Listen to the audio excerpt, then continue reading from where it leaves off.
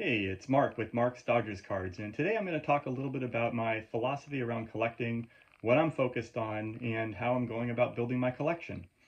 I've been collecting vintage since I was a kid, since elementary school really, which I did another video on my collecting journey.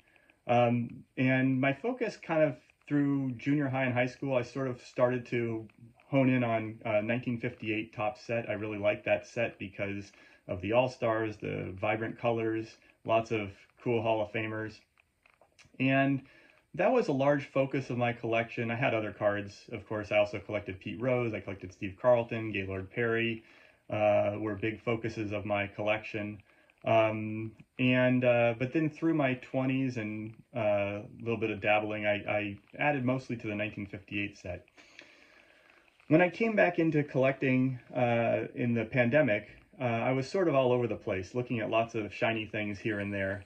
And I quickly decided I was going to, finish my 1958 set, which I did, focus on getting rookie Hall of Fame cards and Jewish players, particularly Sandy Koufax and Hank Greenberg, and Dodger cards. And after doing that for a little bit, I kind of focused more and more on just the Dodger cards.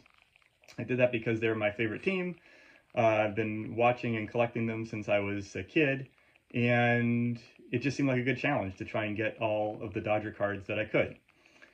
I still pick up some rookie Hall of Famers and Hank Greenberg cards. In fact, I got a really nice one recently, which I'll show in a future video when it arrives. I'm really excited about it from now and then, but I'm mostly focused on Dodger cards. What I'm trying to do is get every Dodger team set that there is, and I'm starting from 1980 and earlier.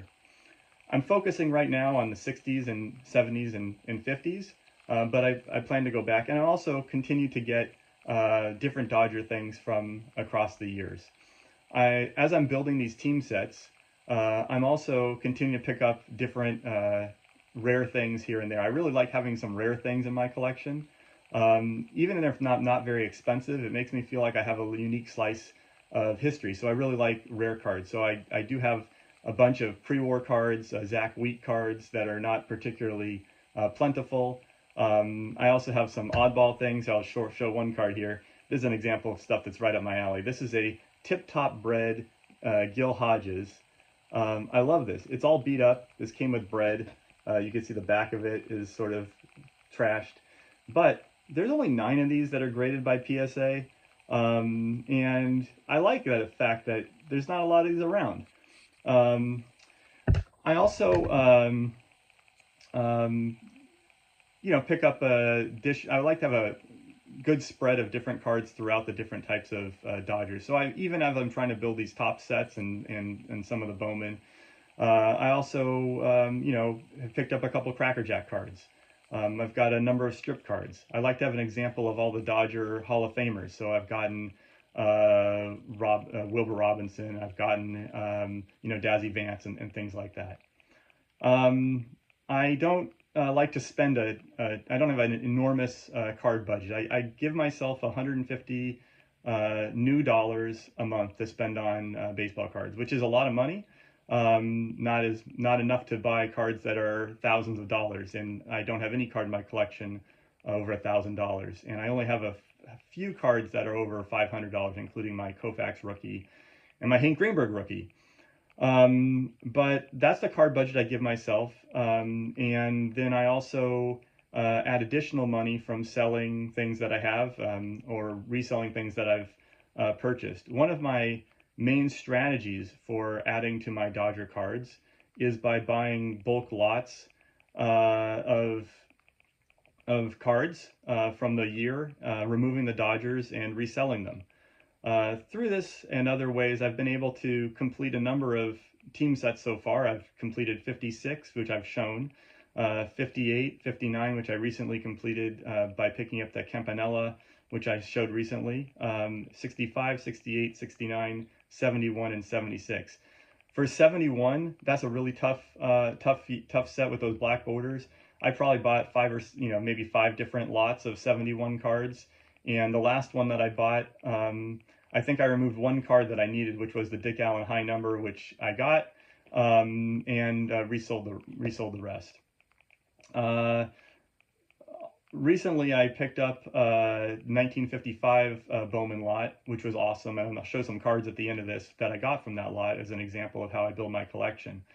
And I was able to buy the lot. I was able to take all the Dodgers out, which included some awesome Hall of Famers like Campanella and Hodges and Reese, and then I resold it for just slightly more than I bought it for. So in a sense, I got those cards and added a little bit to my card budget. I'm saving up a little bit right now for the National. I'm hoping to go and make some big purchases, and also there's so many dealers there that have loads and loads of commons, so I can fill out a lot of these team sets, which I'm really looking forward to. Most of my collecting goes around, VG to maybe like X-Mint condition, with the bulk of them being what we would call 4s or 5s. So that's how I look at collecting, and now I'm going to show some of those Bowman cards. Okay, so these are cards that are right up my alley. This is the kind of thing that I love. I bought a Bowman 1955 Bowman lot that had probably about 160, 170 cards in it. Took out the Dodgers and resold it, and these are the ones that I kept. They're all crease-free, really nice. Hoke here. I'm not going to show the backs. I'll just show the backs of the great cards. Here's Campanella. Look at this. Really nice example. Love this card. So cool. A little wax stain on the back, but that doesn't bother me too much. Here we go. Wee Reese. Another really sharp one here. Darnell. Don Zimmer. Rookie card. A little bit of chipping, but not too bad. Still pretty nice corners, considering this issue's pretty hard with the corners and edges. Shuba, Hughes, Hodges. Again, this one has a little bit of, kind of little softer corners, but still pretty nice card. Furillo.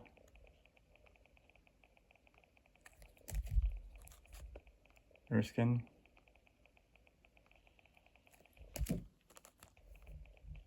Meyer. So that's how I end up collecting cards and have been building my collection. Look forward to continuing to do more of this. I know obviously as I fill out everything, it's going to get more expensive, more difficult, but that's the fun and the challenge of it. So there's my 1955 Bowmans and my card collecting philosophy and strategies, and thanks for looking.